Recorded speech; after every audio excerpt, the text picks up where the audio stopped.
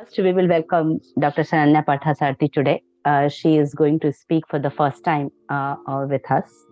And the topic she has chose to talk about is the 16 samskaras from the Shastras, from the Vedas, how she is announcing it. And we would like to do a quick introduction of hers. And we heard a lot about Dr. Saranyaji, about her the basics, how she teach about. So Rakesh Sharma is a big fan of hers, and many more.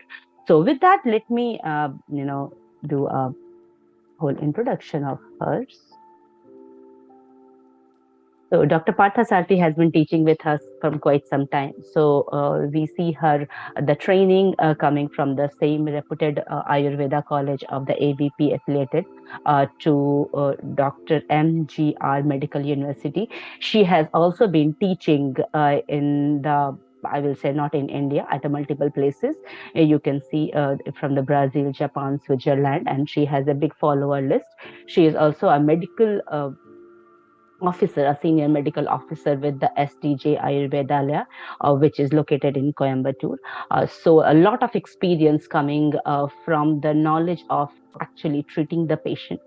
And I would like to also talk about SDJ Ayurvedalya is very closely associated with Ashravidya Gurukulam, and that's how it has got started, and with Swami Dayanand Saraswati ji. And we see a lot of Swamijis are goes over there, and very recently we are seeing a pool of Swamiji is getting treated. The head of the AVG is located over there to get the treatment done. So quite reputed place, where Dr. Saranyaji and the Dr. Pathasati is getting a chance to be able to, make a big difference in the communities. And we would like to very quickly talk about, after this session, we have two more sessions coming up. I will pick up the page for that. We started this series of advanced live webinar with the Ayurvedas, where we picked up multiple topics, started from the 19th November, and we started with the Ahara Kalpana, and then we looked into, you know, from the water, we looked into uh, one more topic. It's called the Sadvritam and Dharma. So we had a very good response from the people for all of these topics. Multiple of the students just took all of them together. Learning from Dr. Partha Sarthi and the connection it has from the Shastras is really well appreciated among the students. So we have two more sessions coming up, and that's where we are talking about the introductory talk about the 16 samskara. And Garvadharana Sanskara is one of the first one uh, in the whole series. So on 14th January and 21st, we will have a two session which we will be getting deep into these this particular sanskara, and especially when, and we can ask question to Dr. Sananyaji how what else is going to get covered in that one, but just on a high level, this like garv means the om, and the dana means giving a donation, and how important it is even before conception to have this sanskara done, and why it is done. So, and this is very important, if the somebody is looking to have a healthy and the intelligent child. And as we say, it's, you will be really surprised to see the guidance of this one, while in the West world this is not even seen that it is somewhere important. So we will get a lot into that one. After this, in February, we have one session coming for, the word is called Stars. It's more of, we get a lot of generic advice from internet, while we do like to listen to Dr. Partha Sarthi when he is talking about how to bring, say, our best advices, best recipes, and say best Ayurvedic practices, tips to apply into your life. So much more to talk about in that area too. And after this, in April, we will be starting our again a hybrid session of Ahara Vihara, famous course with Dr. Parthasarthi, which people really like it. So we will repeat that session once again. We'll go in a hybrid mode. You will have recordings to look into, and as well as there will be live sessions to clarify the doubts as well as knowing the basic concepts. With that, I would like to pass it on to Dr. Saraniya Parthasarthi to get started with the 16 Samskara topic. Namaste. So, welcome. Namaste to all. We will start with a small prayer. Saraswati Namastubhyam Varade Kamarupini Vidyarambam Karishyami Siddhir Bhavaturme Sadham. So today's topic we are going to see about samskara. Anyone have heard this word before? Yes. Yes. So many of you have heard so much about samskaras. But in the Vedas, the process of purification is denoted by the term samskuryat. We can call it as a sacrament, a ritual, or a religious practice which makes our life purify in each stage. So it starts even before birth and it continues till even after death. So there are a lot of procedure where we have to follow to make our life more purified, processed, and it leads to liberation. So this word samskara has a lot of meanings. According to the context where it is used, the meaning also varies. So it is a process of purification in general, we can take it. So after such purification, a new quality is born in the individual. So we can take it is to already there exist few qualities in ourselves. We are in different phase of life. It starts from the conception period and it goes in different stages like a developmental milestones of a baby, and it keeps changing, and these stages of life are to be addressed, celebrated and purified to get a wonderful meaning also. So samskara is to improve upon something while removing its undesirable attributes. Like how from a stone a statue is made, we remove the unwanted materials out of it. So by each stroke it becomes pure and it gives back to a unique. Am I too fast? No, Dr. Prasad. Please go ahead. Doing pretty good. So we'll go for the definition of the word samskara. Samskaro hi guna adhanam idi uchyate. It means that which brings about a transformation in the quality of a substance which is used. So how we extract the ore from a metal. So the process change the quality of a substance.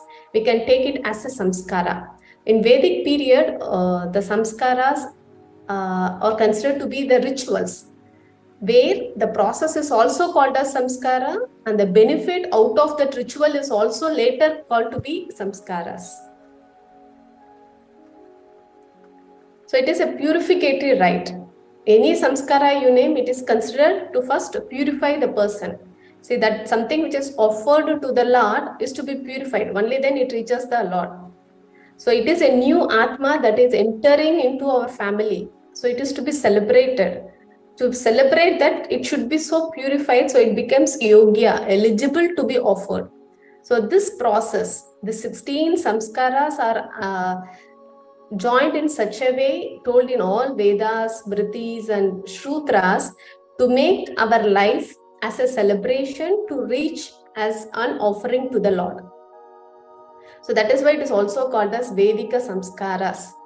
So it is a sacred rite or a ceremony, and in the sense of education, training, refining or polishing, whatever you name, according to the concept where the word is used, it takes a meaning of refining, transformation, of forming a new quality in the substance it is used. So according to Manusmritis, these samskaras are done, as we said, before conception. So conception has a lot of value in our shastras, and it's been explained even in Vedas and in Ayurveda as a detailed explanation about this, which we will be seeing in the next session on January 14th. So it removes the impurities of the male and female present in the seed of the male and the female, or removed by this samskara. So a new quality is arrived, so that the seed that is formed is pure in qualities, which is going to be the next generation.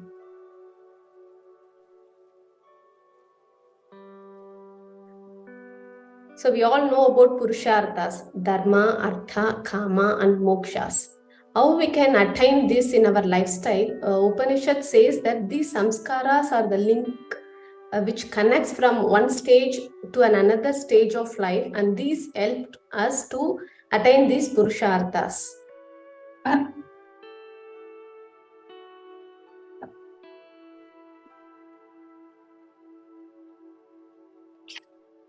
So just as a picture is painted with various colors, we do Garbhadana Samskara, or we'll explain about all the 16 Samskaras.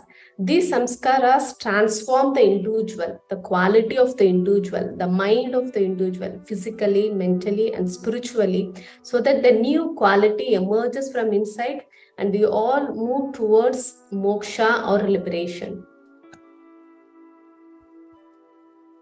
So we'll go for the participants of the samskara. In any samskaras, you take the entire family participate in that. It's our relatives, our friends, children, and all together we celebrate. So it is like a stage of life where you keep celebrating with a purpose, with a dharma, and you give a lot of dhanam at the end of the ceremony, and you offer food. So it is like an event, and each part of the event in our life has a purpose, and it has been mentioned to the style at different stages of life.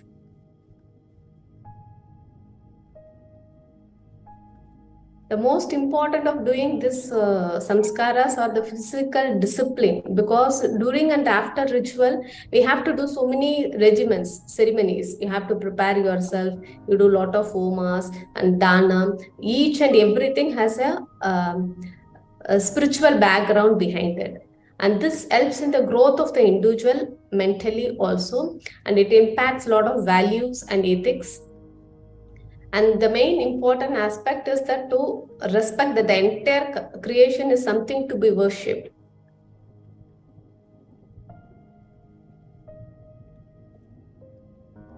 So as we said, it is the purpose is to attain moksha, one among the purusharthas. This may not be easily attained in one stage, in one step. It is a lifelong process. We are learning each and every day to reach to that level. So you need a manual to reach. So like many people say Bhagavad Gita is a manual, and any book or a shastra is a manual to read. This samskaras is being given for a human being, human people, which is very easy for them to adapt in their lifestyle and can be followed by all without any restriction. So they can see the path of the life in a different angle.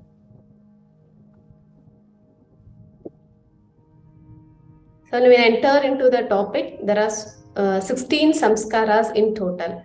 According to sutras like Grihya Sutras, Dharma Sutras, the number varies from 16 to 40.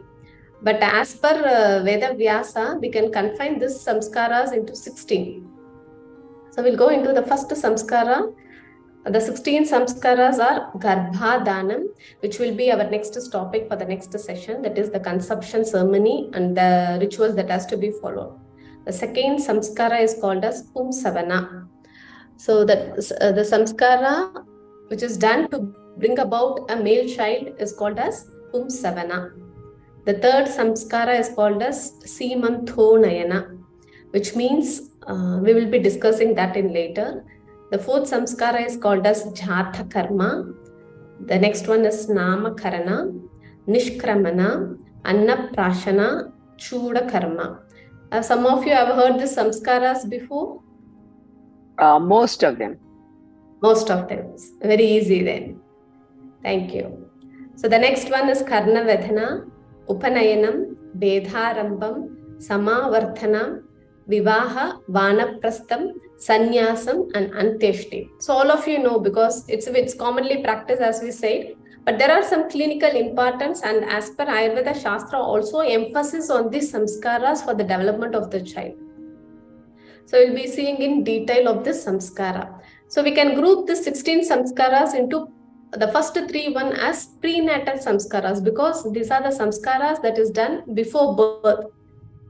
Even before the child is born, we have to do some rituals, some religious rituals to make the fetus pure, and the sins that is associated with the seed of the father or the mother to get purified before birth. Okay, the 3 samskaras are Garbhadanam, Pumsavanam, and SEEMANTONNAYANam. So this is the first samskara. This is we are going to see in the next class. So I will not go into detail about the session. Then we will go for the next samskara, PUMSAVANA. So the process adopted for achieving progeny of desired sex is called as PUMSAVANA. In olden days, it was mostly done to achieve a male child. So since it's considered as very important to have a male child in the family to continue the lineage, there are a lot of ways adapted by Shastras as well as by the scriptures to have a male child. So this process of getting a progeny is called as PUMSAVANA, and even it is done for achieving a female child. We have a reference in Brihadaranyaka Upanishad where there are some shlokas and rituals mentioned to get a female child. So it is usually done in the 2nd month of pregnancy. When the pregnancy is visible, we can and the fetus becomes stable. This samskara is done in the 2nd month before the fetus starts moving. So it is done on a very specific Pushya Nakshatra, and there are some other auspicious dates where we can consult with an astrologer and it can be performed on that day. According to Acharya's Charakan Shushruta, we use as specific herbs and we extract a juice, a swarasa from that plant, and it is instilled into the right nostril of the pregnant woman to achieve a male child. So it is done by the husband. So he drops a juice of a banyan tree, for example, and banyan tree is believed to remove various disease and has a wonderful benefits also. So the swarasa obtained from this plant is instilled into the right nostril of the wife. Actually, PUMSAVANA is not only done to get a male child or a female child. The purpose of doing this ceremony starts with protecting the fetus first, so that the fetus becomes stable, so that the pregnancy becomes stable. The second objective of doing PUMSAVANA is to make that pregnancy is a full term. So there should not be any obstruction, there should not be any premature delivery. So to have the safe pregnancy. The third objective of PUMSAVANA is to have a safe and easy normal delivery. So for all these 3 objectives, we should do PUMSAVANA. It is not only for obtaining a desired sex of a child. This samskara, as it is done to get a desired child, it means there is a bondage between husband and wife to have a common desire. So it strengthens the stability of the pregnant woman, and it assures the support by the husband that is given during this period. Is it clear? Yes, thank you. So the next samskara is SEEMANTONNAYANA. Seemanta, it is a very auspicious ceremony for the pregnant woman where she enjoys a lot of gifts from different parts of the family. So I'm sharing here my Seemanta picture. The Seemanta means the husband used to part the wife's hair. It is a symbolic representation that husband always will be by her side to take care of her throughout her pregnancy. It's not just a ritual. We start with a puja. There is a Homa ritual done where priests chant a lot of mantras. And some family has a sampradaya or a custom that PUMSAVANA is done along with the SEEMANTONNAYANA also. So it is usually done in the 4th, 6th or 8th month of pregnancy according to the family sampradaya, according to the custom of the family. Each family has a particular month where they do this samskara. It is a very auspicious samskara where the pregnant woman is purified. So the child in her womb is also purified. So it invites all the auspicious ladies of the family, and they impart chandan, kungumam, they offer bangles, they offer gifts for the pregnant woman. It symbolizes that they all started welcoming the new Atma into their family. So it is a celebration done even before the child is born, and there are a lot of expectation and the size of the womb, the shape of the mother, they all have a what you consider expectation, whether it is a male child or a female child, and what she likes and whatever is offered. In recent days, SEEMANTONNAYANA is also followed by a musical concert. They used to play Veena so that the mind of the pregnant woman is always at peace, so that the baby is also in a state of peace of mind. But nowadays you can see a lot of children are restless, physically active. They are in always in agitated state because a lot of samskaras are neglected. It is not followed by the father and the mother in a proper line, so that the child has one or the other discomfort to get back to the normal developmental milestones. So these samskaras help in implementing the quality of the child to have a wonderful and intelligent memories. So it is usually done in the first pregnancy. Usually when the mother is pregnant for the second time, nowadays these samskaras are not done. In even olden days, it's more than enough to be done in the first pregnancy. So pregnant woman is purified completely by this samskara. So during we have seen Seemanta is done in 4th, 6th or 8th month. By this month, the mind of the child is formed. So it is a very crucial period where the mind of the mother is to be at peace, in a very state of relaxed one. So the thoughts that goes in our mind will always have an impact of the child also. So prayers recited during this ritual act as a protection for the pregnant woman. It's called as since the mind is formed, there will be a possibility to have lot of negative influences from the rakshasas or the evil things. So the husband has to pray for Mahalakshmi to prevent the mother and the child. So that is why he keeps a kunguma on this part of the head, so as to invoke Mahalakshmi during this puja to protect the child and the mother. And during this samskara, it is a kind of taking a vow or a sankalpa that he will take the responsibility of sharing and carrying the mother throughout her life along with the baby also. So we have seen the first 3 samskaras, Garbhadana samskara, PUMSAVANA and SEEMANTONNAYANA. These all 3 samskaras are done before the child is born. So now only we are going to see the samskaras which has been starting after birth. So these are called as samskaras that are done in the childhood period. These are JATAKARMA, NAMAKARANA, NISHKRAMANA, ANNAPRASHANA, CHUDAKARMA and KARNAVEDHANA. So the first samskara is called as JATAKARMA. Jata means immediately after birth. So as soon as the child is born, there is a specific karma that has to be done by the father. It is called as Jata Karma. So as soon as the father hears as the baby is born, he should take a bath and he should do some rituals as per the scriptures mentioned in the Vedas. Or in general, they used to, in olden days, they used to offer dhanam.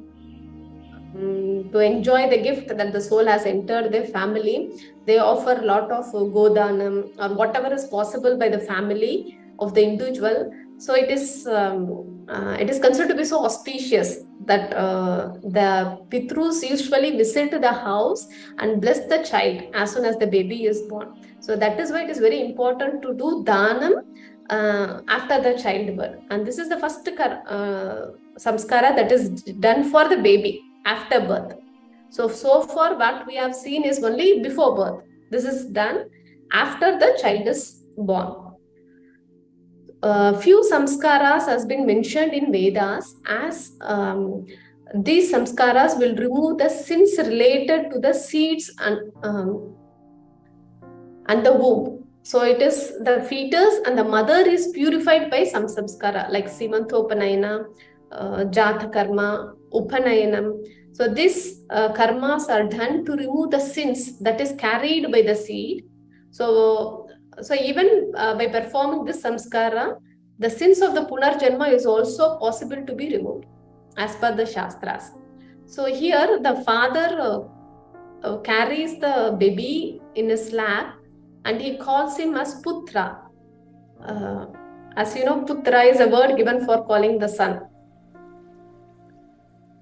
So why he calls him as Putra means the debt towards the Pitrus is being removed as soon as the son is born. So that is why he is called as Putra.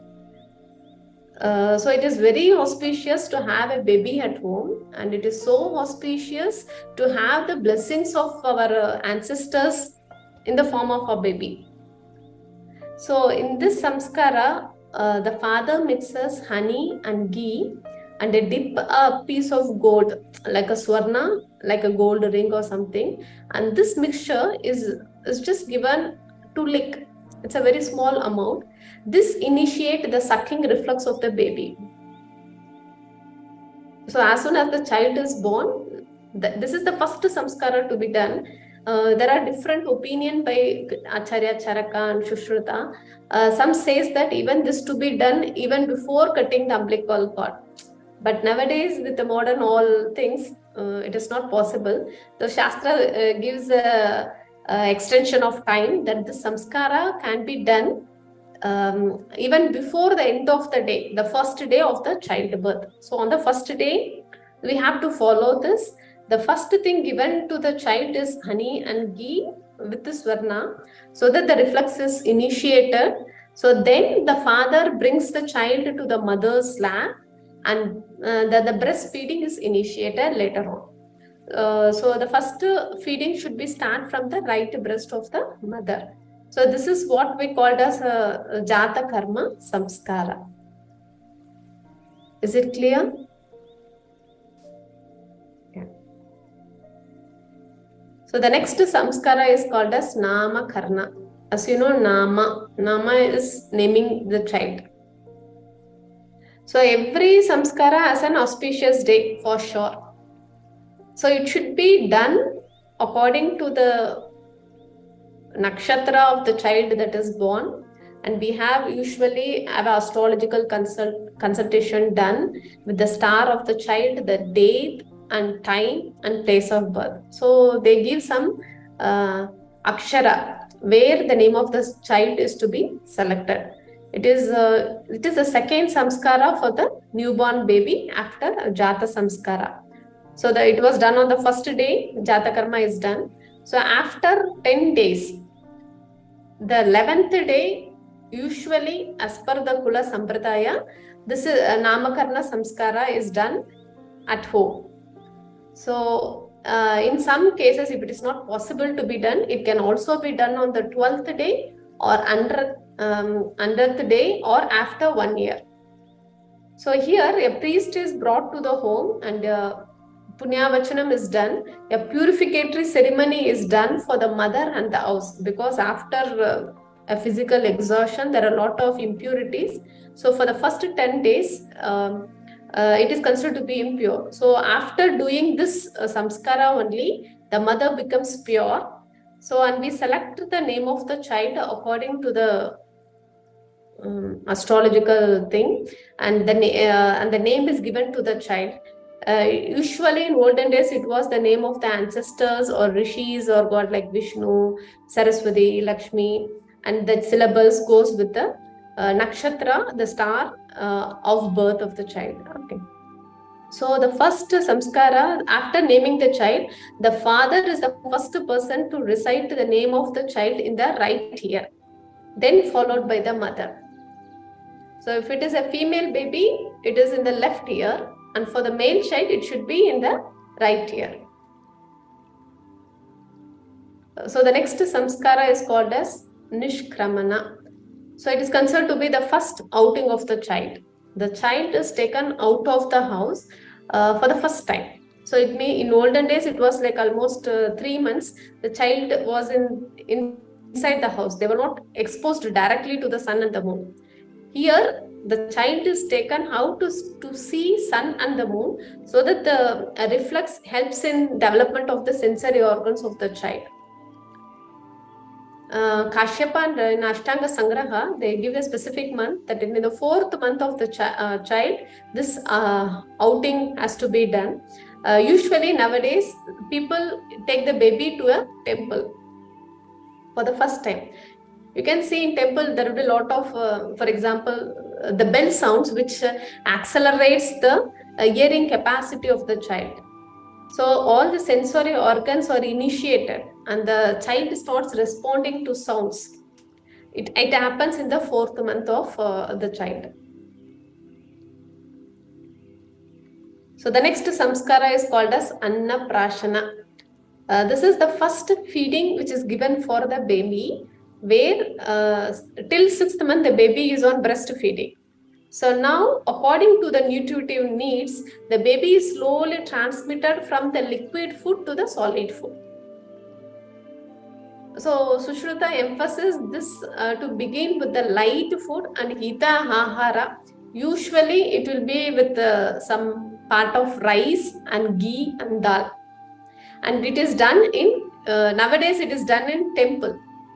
That is Annaprashana is given in some temples where they do prasada for the Lord, and that prasada is as given as a prasadam for the child. So we initiate the taste buds of the children at 6th month. So it is introduced to different taste. It's only milk and it got bored for some extent. So slowly you introduce the child to the solid food, and you can see the eruption of teeth almost starts at this period. So as you introduce solid food, you can gradually decrease maybe after 1 year or 1.5 years, according to the requirement of the baby, you can slowly wean off breastfeeding. So the next samskara is called as CHUDAKARMA. It's called as first tonsure ceremony. It is always done specific to the Kula Dharma, because each family have a Kula Devata and the ritual depends upon the family tradition. So they will be having a family temple where they usually call all the family members, and it is celebrated in a very big grand manner with all relatives together. So this karma is also believed to remove the sins of the seed as well as the womb. So the fetus and mother, if there are any sins that is still following the baby, will get removed of doing this samskara. The Grihya Sutra and Manusmriti says, emphasis, this should be performed before the end of 1st year or 3rd year. If it is not possible to do before the 1st year, we can do it on the 3rd year or something.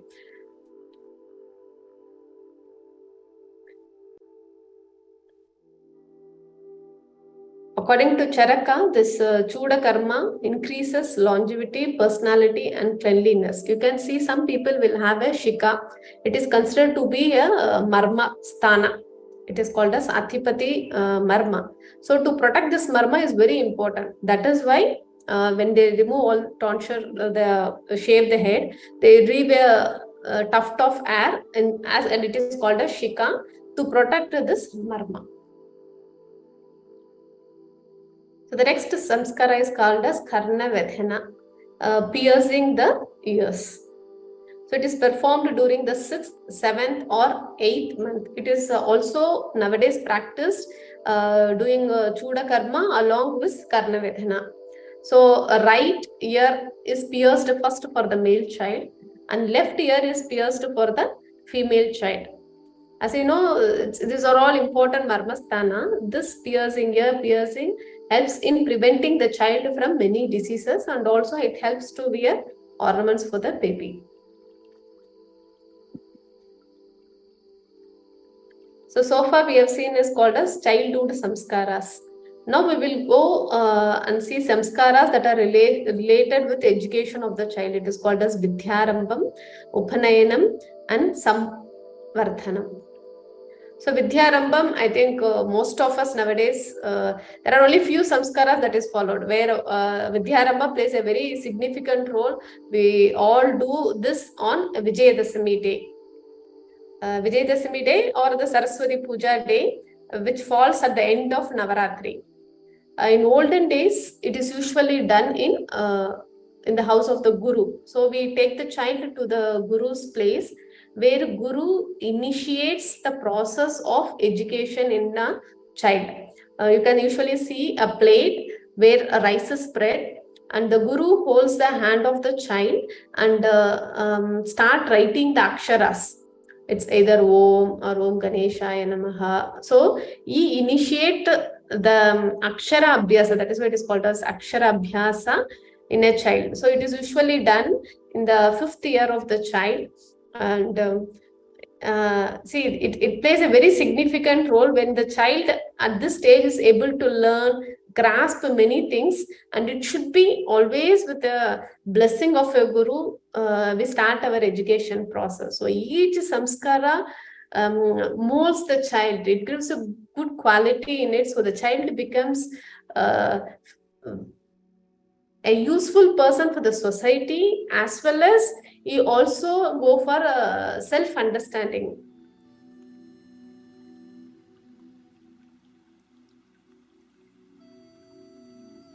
So the next samskara is called as Upanayana. It is a very important samskara which is followed to initiate the Vedic knowledge of a child. It is considered to be the second birth of a child. So it is usually done at the age of 7, 9 or 11th year of a child. So this is Upanayana. Guiding the child towards knowledge is called as Upanayana. So he takes a first step to learn Vedic scriptures, Vedic knowledge. So it should be from the Asirvada, from the blessings of the Guru and the family members. It marks the entry into a second life. So that is why after this samskara, the boy is called as Dvija. So after Upanayana, in olden days, the child was taken into the Gurukula system, where he starts learning.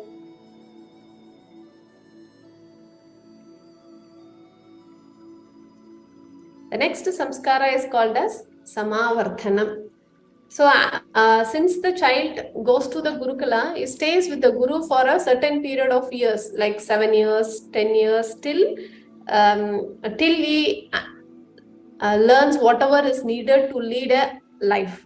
So after his education from the Gurukula, he returns back home. So a ceremony is conducted during that period of time is called as Samavartanam.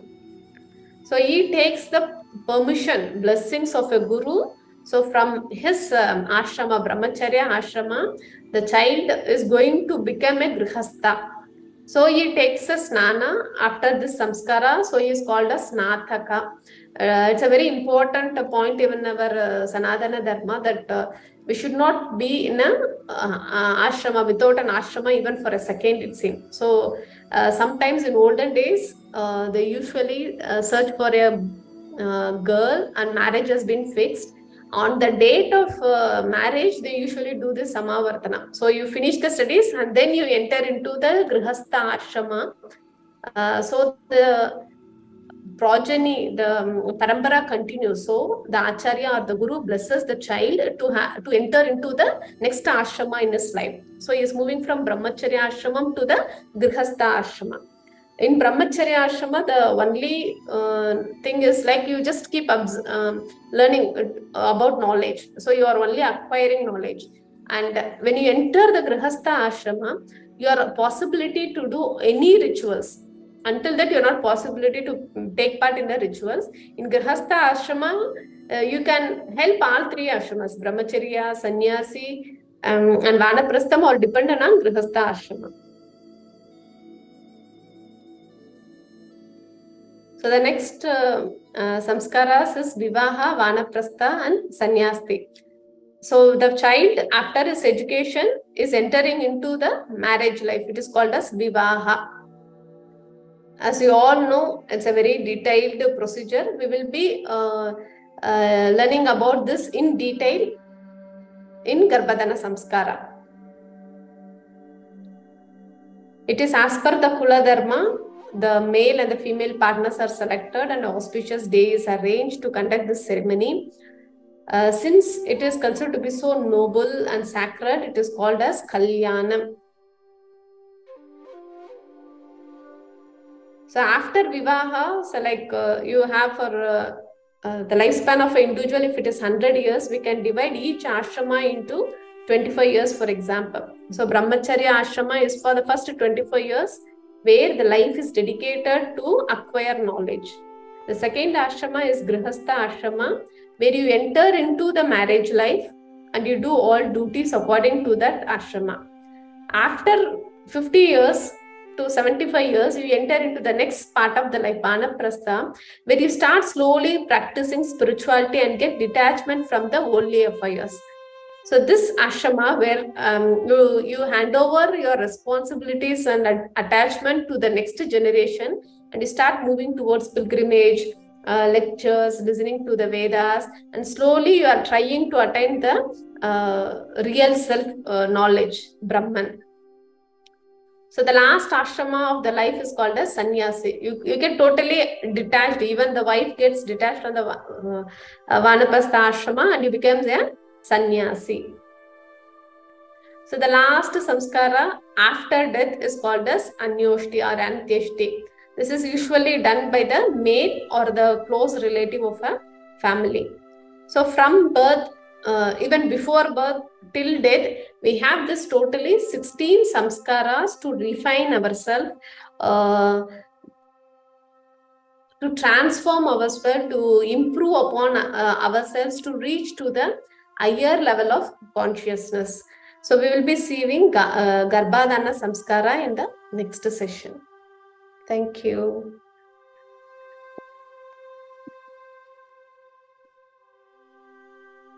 Do you have any doubts? Well, thank you, Dr. Saranya. This was, I mean, at least for my perspective, this was really, really useful and very informative. I'll let others ask questions and then I will ask my questions. I don't want to. So anybody, if you have questions, please unmute yourself and ask the question, or you can put the question in the chat. I will be happy to read it out if you don't want to unmute yourself. I have a question. I always wonder why we do Seemantam only for the first pregnancy.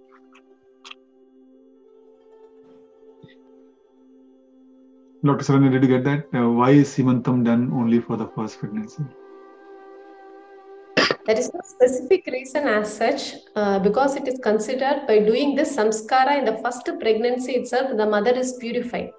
And Shastra does not insist that it should be repeated for all pregnancies. So that is why the first son is called as Seemanta Putra. It is not necessary. Already the sin is removed from the women. So the next samskaras are not required for the second pregnancies and the next pregnancies. Is it clear? Yes, thank you. Okay.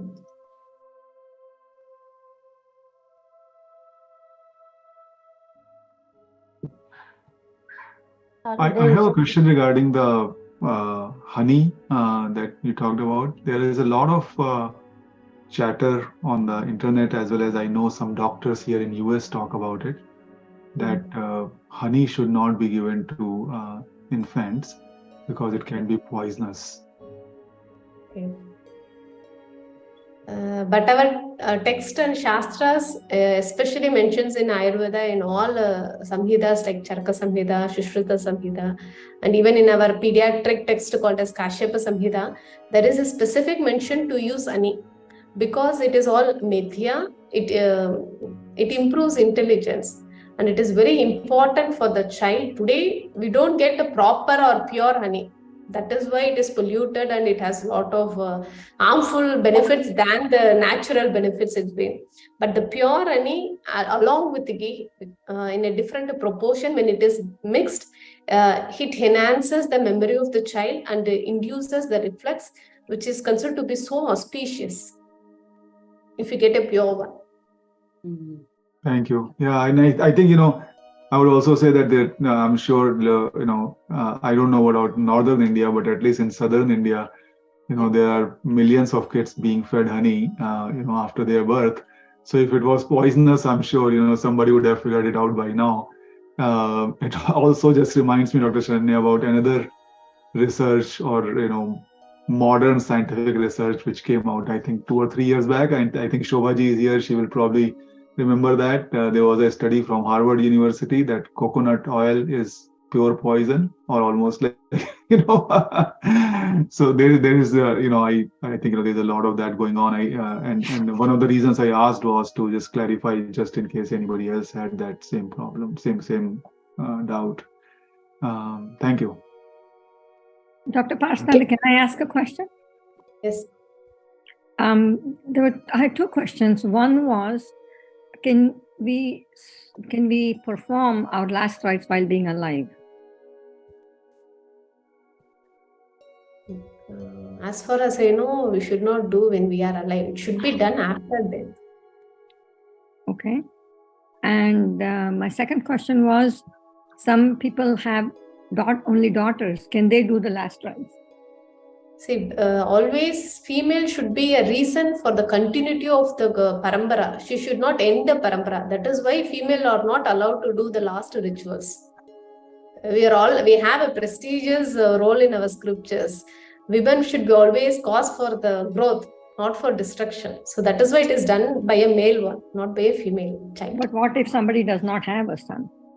That's why it is done by close or near relatives, maybe a cousin. Okay. Got it. Oh, Thank you. Dr. Saranya, that's a beautiful, beautiful explanation, by the way. Mm-hmm. Yeah, I never heard this before. We should start the lineage, not end the lineage with the Mata Shakti. Yeah. Very beautiful. Yes. And similar to how we say that we must not blow out candles, we must light the candle for your birthday. It's a very similar concept if we think about it. I'm sure we have many more such gems, in our knowledge system. Thank you very much, Sharanya ji. It was an awesome presentation. I had a quick question about somebody who's reached out to me.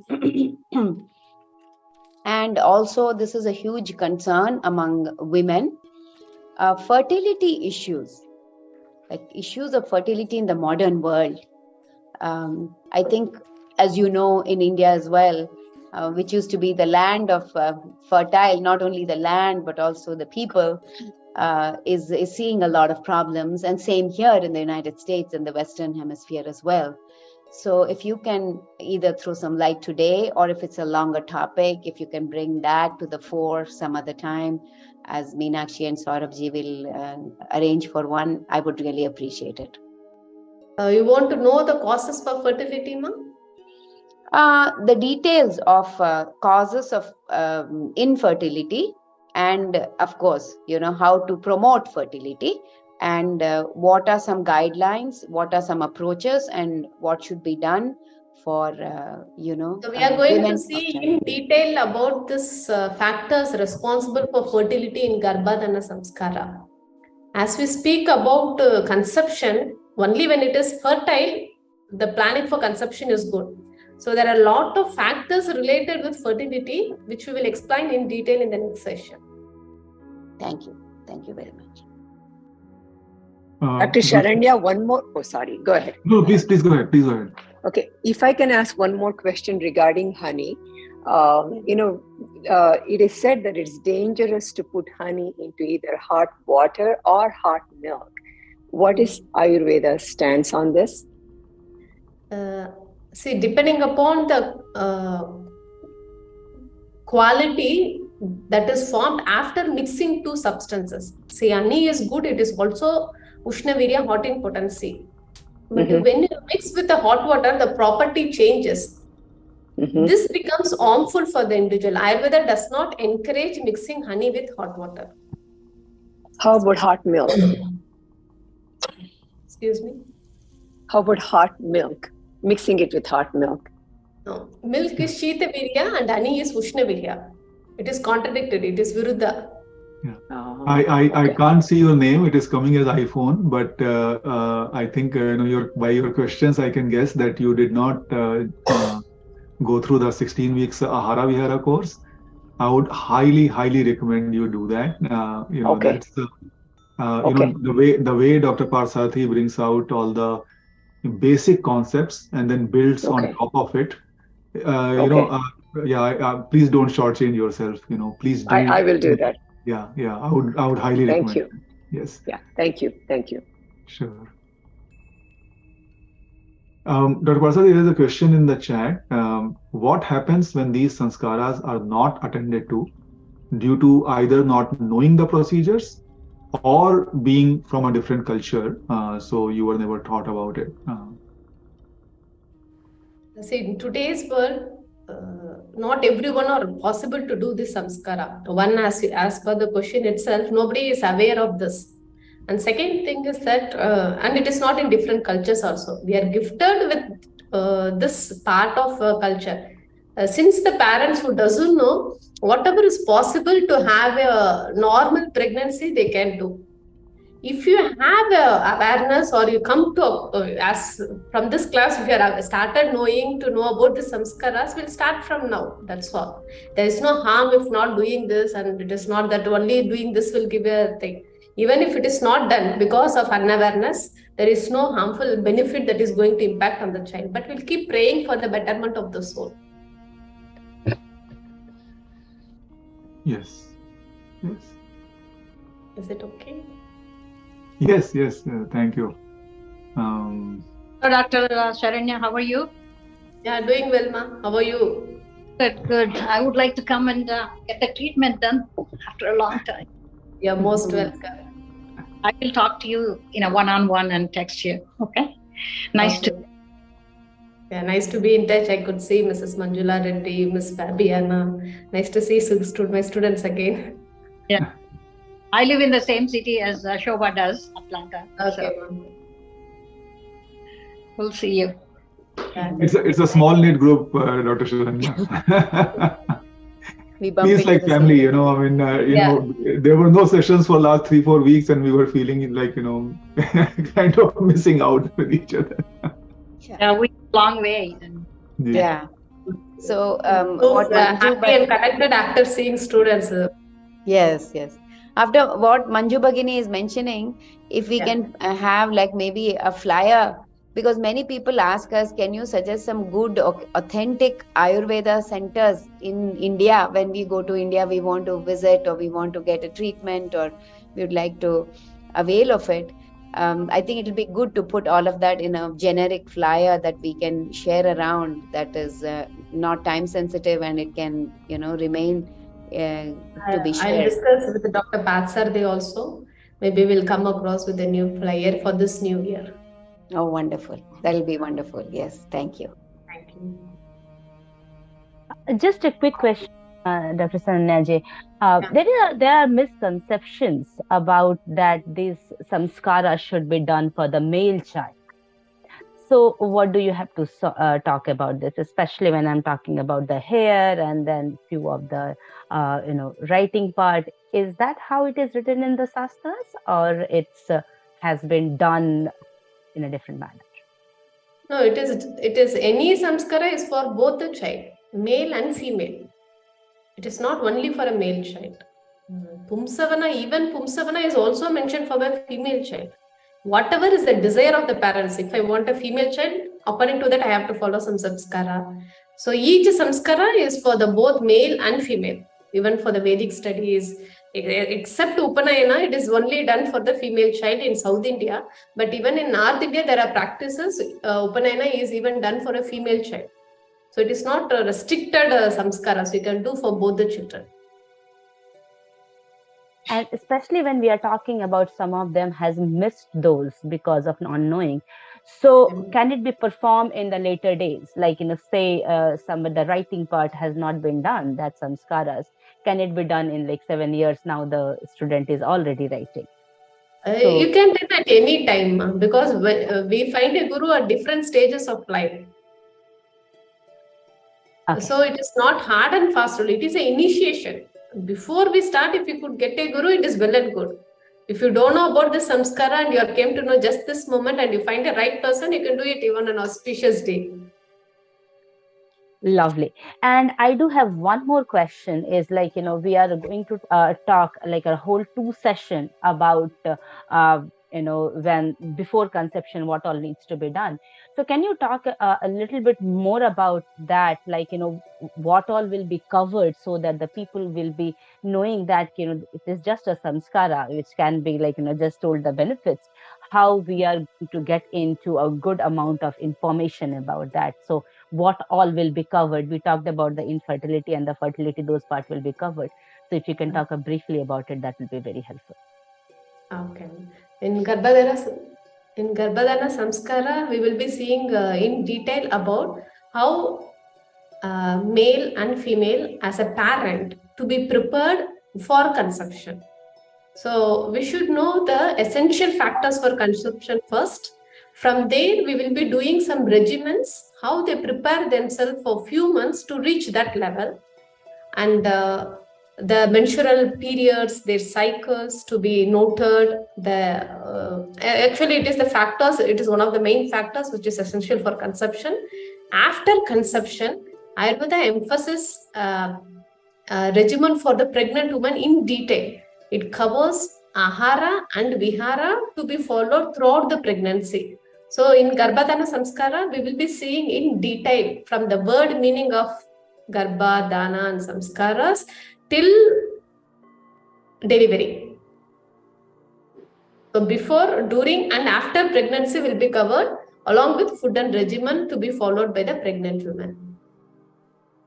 Lovely. Lovely. So in a way, I can use the word prenatal care. So from the conception till delivery is what all Ayurveda guideline is provided is how it will be covered over here. Lovely. So thanks a lot. Preconception, Meenakshi. Preconception. Yeah. No. Prenatal. No. Yeah, prenatal, as I'm understanding, she's talking about preconception plus during the time what needs to be done, and at the time of delivery and after that. So it covers. So that's why I want to. We are doing it in 2 sessions. So we'll be on 14th and 21st. So it will be a detailed session. We'll cover all these topics. So samskaras was very important in today's world. Parents are very eager and they are looking for. And it is already mentioned in our Shastras. We have to make a small research into the Shastras, get the guidelines, and we'll be proceeding into the journey of being a parent. It's a blessing to be a parent.